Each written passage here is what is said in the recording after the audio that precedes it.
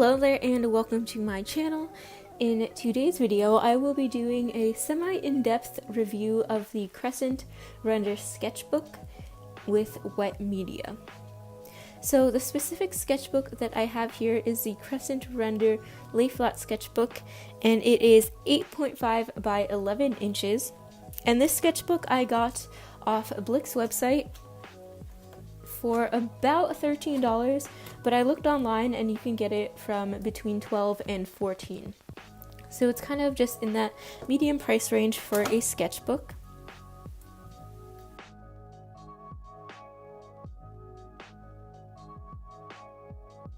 And now online on Blick's website, they claim that this is a versatile, revolutionary paper that won't bleed through no matter what media you use. And personally for me, I have a feeling this really won't work well with wet or water-based media, especially watercolors and gouache. Because as I've looked through online, the paper is really more so meant for markers, and it's supposed to not bleed through from one side to the other when using alcohol-based markers. So with that being said, I'm very curious to try it out with wet media, and that is really the purpose of this video. So obviously this sketchbook is really supposed to be used with inks and alcohol-based markers, but I wanted to test the paper out against various mediums such as watercolor, gouache, acrylics, and then do some little swatches of liquid inks, Sharpie, brush pens, and different markers, but mainly focusing on those first three. Alright, so to get started, I really wanted to compare this Cresent Rendr paper to various other papers that are really standard to the mediums that I'm going to use today, such as watercolor paper or different mixed media papers. So first of all, as I flip through this sketchbook and take a look at the pages are very white. However, it does appear that there's kind of a little gray speckled type pattern in the paper, which probably is not picking up in the camera, but if you look at it up close, you could definitely see that there is a little variation in the color of the paper, but overall it is very white. And the paper is also extremely smooth, so there is pretty much zero tooth to it, or there's pretty much zero texture, which could be good for some mediums and then not so good for different. And then also as I flip through, the front of the page and the back of the page are exactly the same. So the point of the sketchbook is that it does not bleed through so that you can use both sides of the page. But I know in some sketchbooks, whether it be watercolor or mixed media, that sometimes the front of the page is not the same as the back. So that's something to think about with this sketchbook. So this Rendr no-show sketchbook, or the Rendr paper in general, is 110 pounds. And what that means is the thickness of the paper. So starting with the most basic copy or printer paper, they usually run about 20 pounds. And then moving on to a thinner sketch paper, so they're usually around 60 to 80 pounds. And then moving on to mixed media paper, the general weights of mixed media paper range from 100 to 150 GSM. And then watercolor paper. So watercolor paper usually comes in two different forms. So there's a more basic student watercolor paper that is generally 140 pound, and then the much thicker or professional watercolor paper usually is about 300 pounds or 640 GSM. Alright, so the first thing I started off with trying was the watercolors, of course, because watercolor is really my primary medium that I really go to. And so I was really hoping for the sketchbook to be able to be used with watercolors, but unfortunately that was not the case.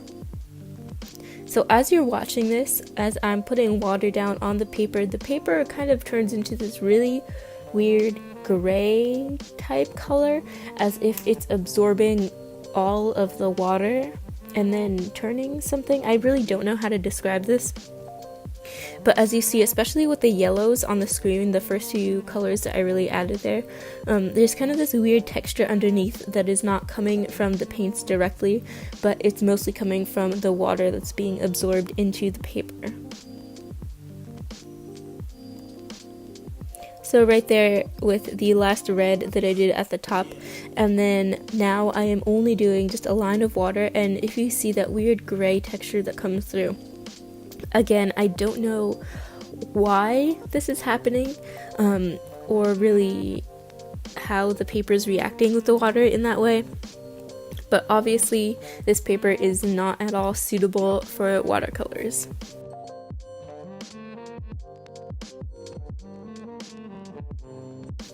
So initially the watercolors looked alright on the paper. So when I put the paints down, they looked fine, they looked vibrant, and the colors matched what they would normally have looked on actual watercolor paper. But then as they dried, the paper really absorbed all the water and really a lot of the pigments and the color that were in the paints. So you'll see down in the corner when I'm doing these little trees, testing out how I can really layer with the watercolors and the paints and so on. It's very, very dull compared to what I would have done on watercolor paper. So it seems that this paper really absorbs all of the water and the pigments, leaving it very dull and strange and kind of chalky in a way as well. And now we're moving on to gouache. So of course, gouache is kind of a in the family of watercolors. However, it is much more pigmented, and thus I think that there's more pigment and more of that actual color versus having less water. It really helps out the paper and not getting so much absorbed into the paper.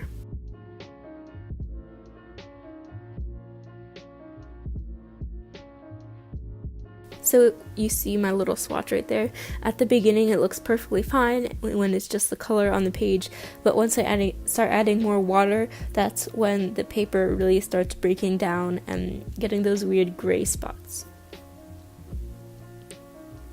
So now I'm doing my little painting test, really testing the layers and how the paper manages to keep up with that. So I think when you're using gouache, and in this sketchbook, if you use a very low ratio of water to paint and use mostly the paint, a very thick layer of paint, lots of color, I think this has actually worked decently well. But of course, it's not suitable for doing a whole full-out painting with lots of layers and watered down paint and all kinds of things mixing and so on. So if you do get this sketchbook, don't be afraid to use gouache in it, I'd say, but only in very thin layers to add a couple details here and there, maybe some colors, pop of color, and so on in your own personal sketches.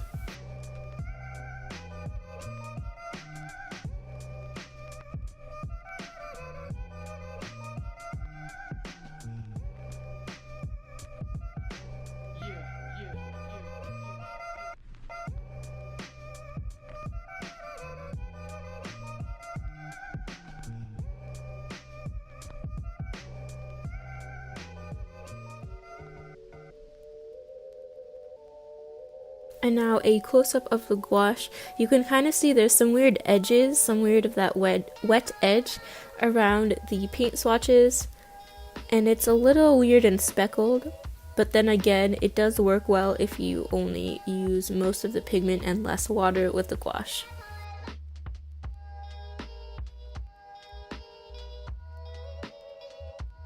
And now finally we move on to acrylics. So obviously it's not often that people use acrylics on paper or in sketchbooks and so on, but I still want to try this to see how it would work out. And of the three main wet mediums and paints that I used to test out the sketchbook, I think acrylic probably worked the best. Since I added absolutely zero water to it, it was only the acrylics itself it obviously didn't absorb into the paper like it did with the other water-based paints. And then when I was doing my paint test with the layers and so on, I also think it kind of worked well. In a way, this paper didn't absorb any of the paints, like maybe something like regular copy paper would, or some other thinner sketch paper. So again, if you're doing really quick, small studies with acrylic paints in a sketchbook, it might be alright to use. But then again, I also would not specifically recommend using the sketchbook for only acrylic paints. So like the other ones I talked about, maybe you can add little details, pop of color in your sketches and so on, but obviously the sketchbook is not meant to be used with these types of paints.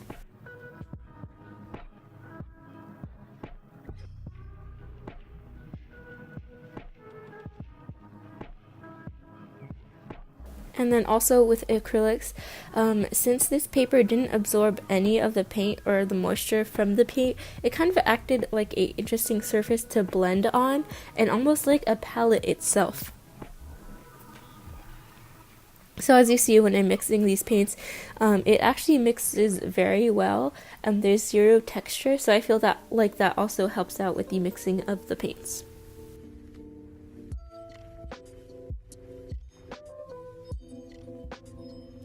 And then another look at the acrylics. Compared to the last two paints that I used, there's absolutely zero strange wet edges. The paper doesn't buckle or anything underneath acrylic paints. And then a little close-up of my layered tree painting here.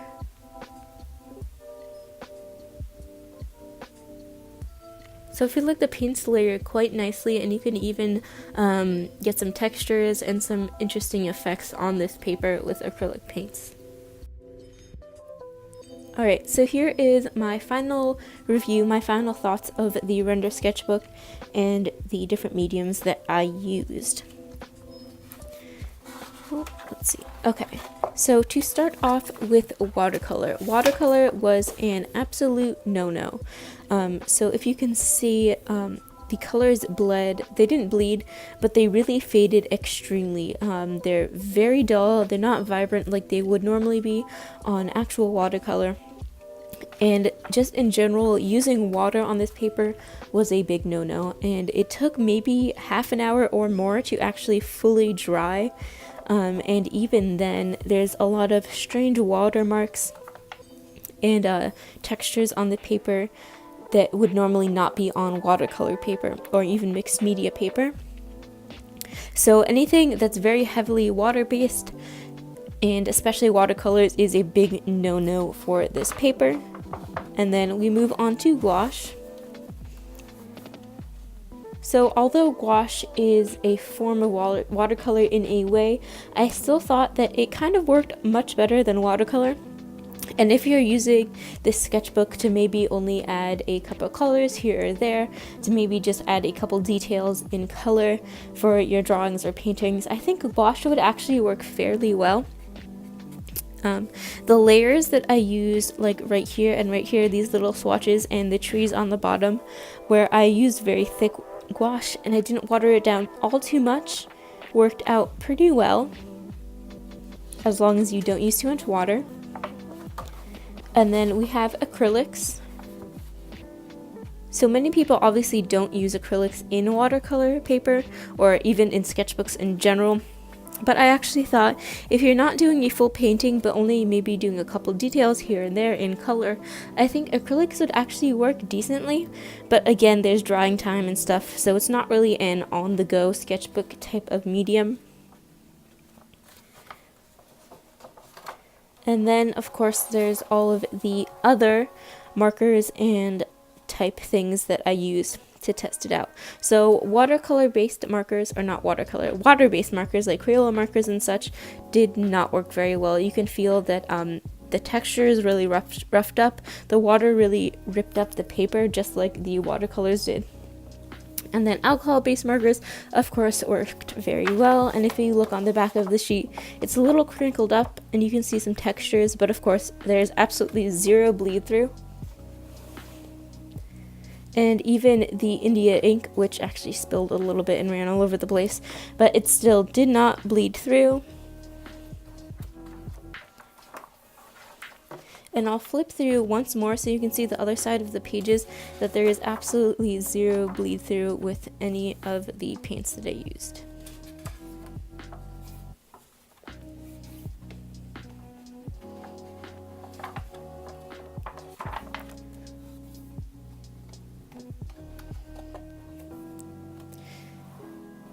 Alright, so that finishes up my review of the Cresent Rendr Layflat sketchbook with different water-based mediums. And I think that is just about it.